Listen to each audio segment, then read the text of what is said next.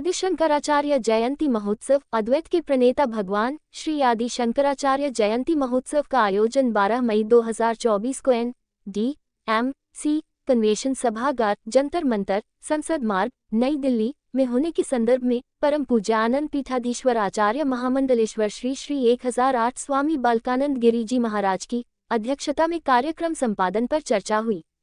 परम श्रद्धेय श्री स्वामी नवल किशोर दास, महामंत्री दिल्ली संत मंडल, आदि शंकराचार्य जनसेवा ट्रस्ट के अध्यक्ष श्री दीपक गुप्ता, आचार्य शुभेश शर्मन, राष्ट्रीय प्रमुख धर्म समाज, अखिल भारतीय संत समिति सहित संतों विद्वानों ने सहभागिता सुनिश्चित की।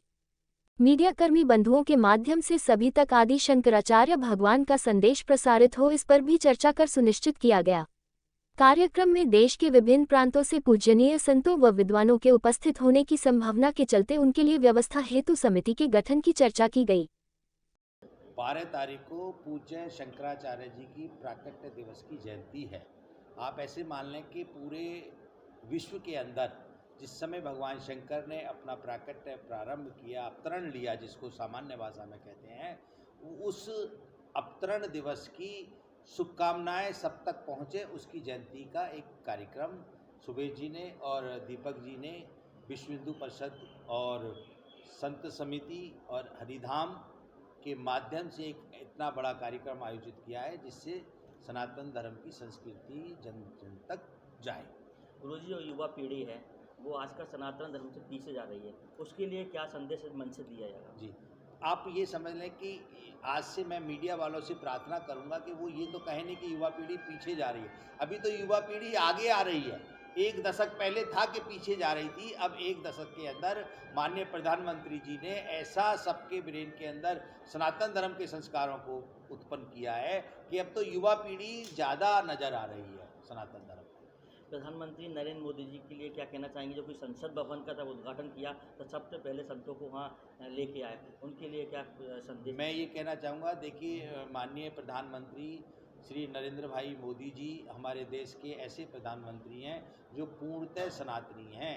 जिस प्रकार आज से सैकड़ों वर्ष पहले भगवान शंकराचार्य ने वेदों का प्रचार करने के लिए अवतार लिया, स्वयं उसी परंपरा में मैं उनको देखता हूँ। वो भी एक योगी और सन्यासी की तरह अपना जीवन व्यतीत कर रहे हैं। उनका भी किसी न किसी माध्यम से एक ऐसा अवतरण हुआ है जो भारत में जितनी भी अन्य चीज़ों की गंदगियाँ थी उन सबको साफ करते हुए भारत को विश्व गुरु बनाते हुए सनातन धर्म की पताका को लहराने का कार्य कर रहे हैं। ये आदि शंकराचार्य जयंती का कार्यक्रम NDMC कन्वेंशन भवन, पार्लियामेंट स्ट्रीट, जंतर मंतर के सामने होने जा रहा है शाम को 5 बजे।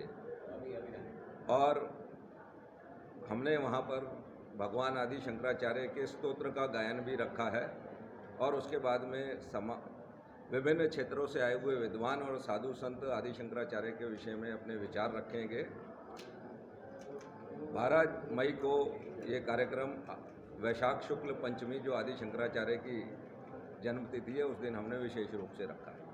सर, पिछले कितने वर्षों से आप लोग ये कार्यक्रम कर रहे हैं? ट्रस्ट की स्थापना 2018 में हुई और 2018 से आज लगभग कोविड को छोड़कर हमने हर वर्ष आदि शंकराचार्य जयंती का कार्यक्रम रखा है। सर, 2018 से अब तक कितने लोग जुड़ चुके हैं संस्था के साथ? वैसे तो सैकड़ों लोग जुड़ चुके हैं, लेकिन आपको जैसा जानकारी कि सनातन संस्कृति का प्रचार प्रसार एक सीमित गति से होता है और उसमें भी भगवान शंकराचार्य जिन्होंने सनातन धर्म के लिए इतना किया कि हमें ऐसा लगता है कि 2018 से पहले जब हमने ट्रस्ट की स्थापना की थी तो हमें बताना पड़ता था और दिल्ली में कोई अधिकृत रूप से ये कार्य नहीं हो रहा था, लेकिन वर्तमान में सब लोग जानते हैं और दिल्ली में आदि शंकराचार्य जनसेवा ट्रस्ट अधिकृत रूप से सबसे बेहतर कार्य कर रहा है शंकराचार्य के विषय में।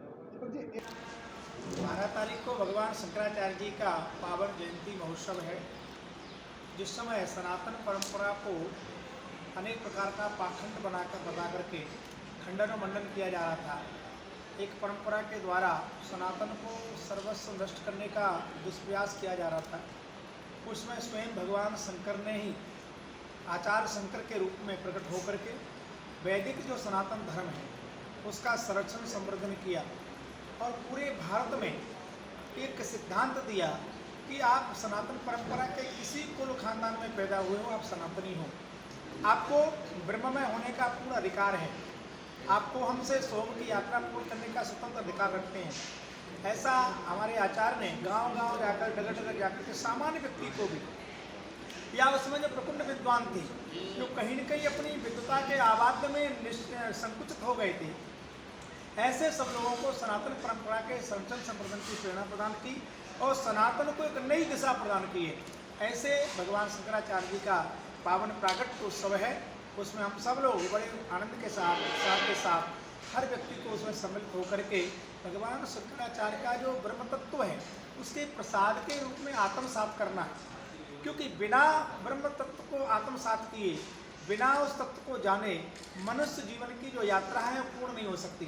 तो मनुष्य जीवन की यात्रा पूर्ण हो, ऐसी कामना करता हुआ आपके माध्यम से सबसे प्रार्थना करूंगा कि 12 मई को जो भगवान शंकराचार्य जी का पावन जयंती महोत्सव है उसमें सब लोग पधारें और चिंतन करें कि हम क्या हैं, किस लिए आए थे, क्या कर रहे हैं। को हमसे सोम की जो हमारी यात्रा है उसमें हर व्यक्ति को चिंतन मनन करना चाहिए। पहले तो मैं समस्त देशवासियों को आदि शंकराचार्य भगवान की जयंती की मंगल कामनाएं प्रेषित करता हूं। जिन परिस्थितियों में भगवान आदि शंकराचार्य का प्रादुर्भाव हुआ वो ऐसी परिस्थितियां थी जब धर्म को, सनातन धर्म को लेकर के बहुत सारी विसंगतियां हो गई थी। उन परिस्थितियों में भगवान का जन्म हुआ।